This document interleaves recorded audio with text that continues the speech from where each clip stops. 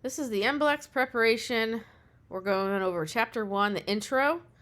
I am using David Merlino's Mblex test prep study guide book. There's also workbooks. Each year they come out with new ones. This is the 24-25 year. But if it's something you're interested, you can go on Amazon or look up David Merlino online and find a bookstore that has the current year's Mblex test prep. So what does the Mblex test us on? There's actually a huge list and it has the percentages, but it'll test us on anatomy and physiology, kinesiology, pathology, massage therapy, and that would be techniques and everything under the massage therapy umbrella, assessment, ethics, law, professional guidelines.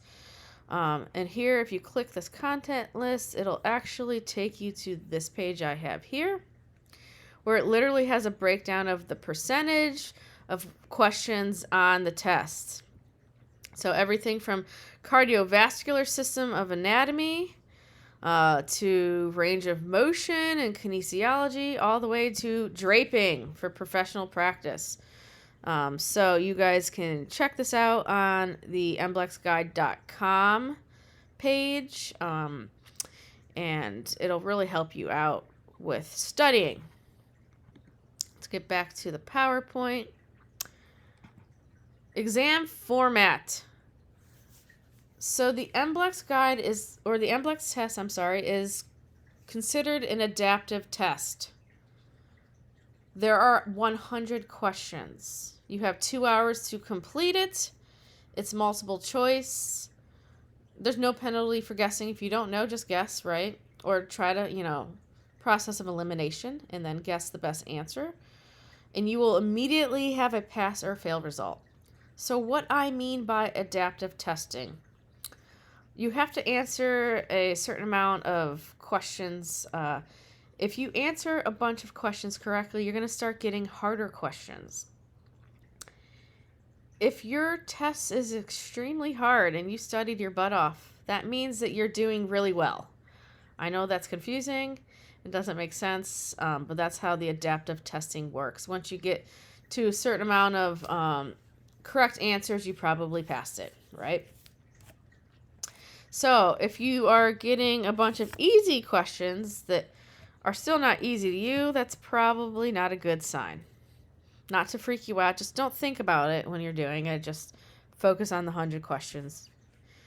And they're digital, so you find a testing facility, and we'll go over all of that when it's the time, and find your closest facility, and you go there for your test time and take your test on a computer. Passing requirements. So again, here's the scaled score or the adaptive testing. Adjust the difficulty based on your performance, right? You need to have a 70% to pass. So you need to have 630 points out of 900 to pass. So the difficulty adjustment will be adjusted during your exam. It'll keep changing. Scary. So the weight of topics. The topics that we want to primarily focus on that are going to have a lot of questions on the Mblex would be your A&P, kinesiology, and pathology. We need to know the human body. So that's what that means. We need to know contraindications, diseases, muscles, function, all that. The medium amount would be your ethics and laws. They're important, but, a little more common sense questions. The lighter would be your assessment and your guidelines for massage. How to use the study guide, the Merlino's study guide. Read each chapter. So in these books, each chapter is actually going to go over briefly like the main function or the main important information of that subject. Highlight bold vocabulary. That's important. It's probably vocabulary words you need to know. If you don't know them, learn them. Complete the questions at the end of the chapters. use the diagrams daily. There's so many free and paid Mblex study sources online and on your phone. Study the systems of the body. This is important. This is part of your A and P. Complete your practice tests. Just test. And what you're doing when you're making these tests is the questions that are easy, you already know. So it's kind of breaking down what is hard, and that's what you need to focus on when studying. You don't have to study the stuff you already know. So this will take your study from, 5 hours to maybe 3 hours, right? That's excessive, but some of you like to cram, right? Better A and P studying. So how do we study for A and P efficiently? Learn via diagrams. If you're artsy, even if you're not, you can try to draw the systems. A lot of times your body will remember things that you actively do as opposed to just reading or listening. Break up the chapters into smaller chunks. If it's, say, digestive system, we might want to start with like the upper part, which would be, mastication muscles, your esophagus, right? And go down into the stomach, and maybe another day work on like the intestines and all that, right? So break it down so that it's not so overwhelming. You can even teach concepts out loud. So maybe you want to teach it to a loved one, family, friend, kids, study partner, or just say it out loud. Again, repetition will help you remember stuff. Compare structures. Compare arteries and veins, tendons and ligaments, etc. Let's see. Better kinesiology studying. So this is the hard one. Most people do worst on anatomy and physiology and kinesiology, right? Everything in the heavy load, maybe even patho. Learn the actions first, right? So biceps. I like to use that because it's easy. Flexes the elbow. It does other things too, like flexes your shoulder. But learn the action first, and then you can kind of get a visual on where the origins and the insertions might be. Use mnemonics. So one mnemonic would be tire for your abdominal muscles. Create a word. Maybe the internet can help you. Maybe ChatGPT can help you with this. So the term tire, if you take the T, it's your transverse abdominis. I, internal oblique. R, rectus abdominis. E, external oblique.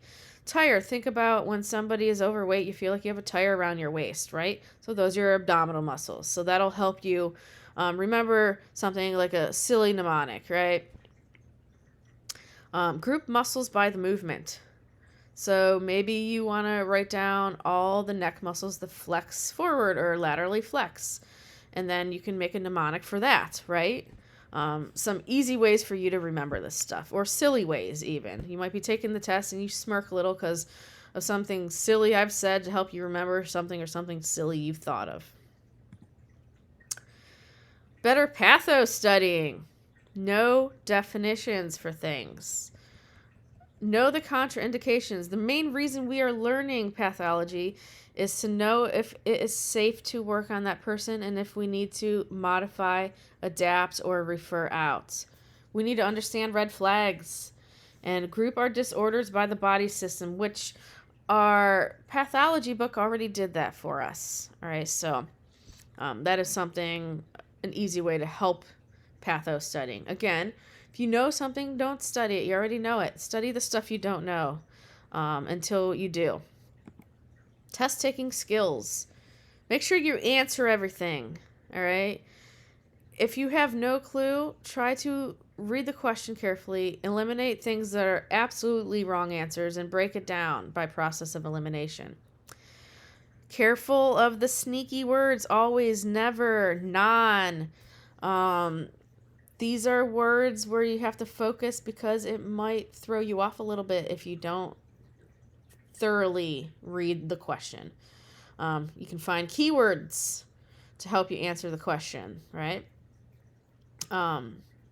Like for instance, if I have a, question about the quads muscles, and I put, or we'll say hamstrings. That makes more sense. Hamstrings, and I put, which one is not a hamstring muscle, and I say biceps. Brachii. Look for that keyword brachii. That's in your arm, right? All right. Break down the long questions. All right. The long questions are the ones that you read and you're in a panic. So break it down little by little. If you're stuck, just guess strategically.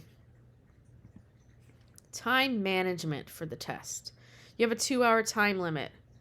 You have 100 questions. If you break that down, you have 1.2 minutes each. So we'll just say a minute a question, right? 3-pass method. You can answer the easy questions and return the medium ones and then work on the hard ones if you want.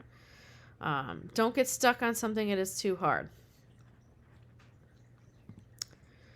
Common Mblex struggles.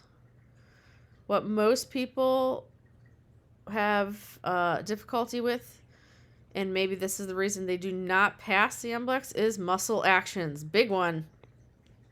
Nerve pathways, your endocrine hormones, the lymphatic system, contraindications for pathology, and some of the tricky ethic questions. They will try to trick you with some of these that you think might be common sense. So again, look for the keywords and just focus on the question.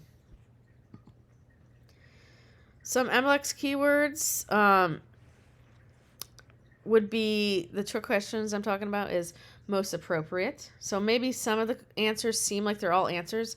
Which one's the most appropriate? Which best describes? Which is the primary function? Maybe it's all function, other things, it has other functions, but what is the primary function? Most likely or contraindicated versus indicated might be some keywords. All right, SOAP notes. When you are constantly doing SOAP notes, it helps you improve assessment. This is why I've made you guys do SOAP notes as soon as you learned how. Every week. Helps understand a treatment plan. It builds critical thinking and helps ID any red flags. So here's some red versus the yellow flags. Red flags: do not treat ever. Fever, fractures, severe pain, uncontrolled bleeding, contagious disease. There's a huge list of do not treats, right? Yellow would be when to modify if they have mild inflammation, if they're mildly impaired, like some mobility issue, right? Or an acute injury if it's past the acute inflammatory stage. Just remember, it's okay to have anxiety when you take a test. It's normal. Especially a test that costs $300. 80% of students experience it. Those 20%, you all are ballas. Like, that's awesome if you're not stressed out. Anxiety does not equal poor performance. All right, practice reduces anxiety. So this is why I'm telling you to do your practice Mblexes. And we're going to do tons of them so that hopefully you feel more confident and you can pass the Mblex the first time around with less anxiety. What you might want to do to reduce your anxiety is lots of practice tests, deep breathing, all right? Arrive early. If you are late, you might not get to take your test and you got to pay for another test, right? If you arrive early, you can kind of settle yourself, right? Maybe you want some positive statements or thoughts. Dress comfortably, because if you're not comfortable, you might be focusing on your discomfort. Come up with a study schedule. I know you probably won't do this, but maybe you should. So we have 16 weeks of class. Maybe you want a Mblex study schedule that might be a little mild now or light now, and then when you graduate, you hit the study schedule hard. So come up with your study schedule. Maybe it's 6 to 12 weeks, or we're doing it all 16 weeks. Maybe you want to do 20 weeks and give yourself an extra month for the Mblex. Whatever you want to do, all right? Come up with how many days you want to study. 5 to 6 days a week, 3 days a week, whatever fits your schedule. and then come up with how many minutes a day you want. Obviously, if you are doing less days a week, you want to increase the time, the minutes per day. All right, if you're studying more often, you can decrease the time. Just don't get overwhelmed. Do your weekly practice quizzes. And then the book suggests to do a full practice exam every 2 weeks or so. Full exam would be like your 100 questions. Muscle memory study skills. So you can get flashcards. You can write notes, however you want to do this. Teach a class or classmate or friend. Draw diagrams, practice palpation skills. Whatever way you learn, utilize that skill to study. Hope that makes sense. But like I said, repetition and doing things and seeing things tend to help people have the information stick a little bit easier. SMART goals. So SMART, S-M-A-R-T, right? SMART goals would be your specific goals. You want to make sure these goals are measurable and achievable and realistic and time bound. An example of all this is I will study the musculoskeletal system for 30 minutes a day for 5 days. That seems good. That's a SMART goal, right? Chapter summary. Know your test format. So for us, it is multiple choice. Nice and easy, right? Use elimination strategies. Study consistently. Focus on those hard areas like A&P, patho, kinesiology. Practice anxiety reduction techniques. And you'll start to gradually build your confidence as you repeat information and start getting them right. And then there's more things you know and less things you have to study, right? Here's a list of study guides. You can even find more, but Mblex guide, that's mblexguide.com. You can also pay. I think there's a paid version, but this kind of walks you through things. On our liability insurance, AMTA and ABMP also have study guide and muscle tests and stuff like that. Or you can buy the David Merlino test prep book, right? He also has a Facebook group if you're a Facebook person, and they have a study group of past and present and current students that might give you some clues on the Mblex, or you guys might meet some friends and help each other out. There's even Apple and Android apps that you can download, and tutoring packages. If you're just not a good test taker and you're feeling lost, the MBlexTestPrepShop.com can help you. You can purchase a tutoring package there. So keep these in your back pocket, guys. These are important. All right. If you have any questions, feel free to reach out, and we will get you guys passing this test.